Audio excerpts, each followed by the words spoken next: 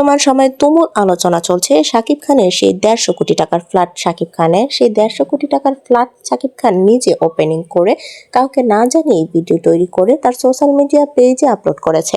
বর্তমানে শাকিব খানের এত রাজকীয় ফ্ল্যাট দেখে অনেকেই অবাক। একটা প্রশ্নে শাকিব খান জানিয়েছেন যে আমি আমার মাকে সাথে করে নিয়ে তারপর আমার সেই ফ্ল্যাটটা উদ্বোধন করেছি। শাকিব খানের সেই 150 কোটি টাকা ফ্ল্যাট দেখতে হাজারো জনতার ঢল, কিন্তু দেখতে পেরেছে কি কেউ? বর্তমানে শাকিব খান তার বাবা মাকে নিয়ে সেই ফ্ল্যাটে থাকবে বলে জানিয়েছে।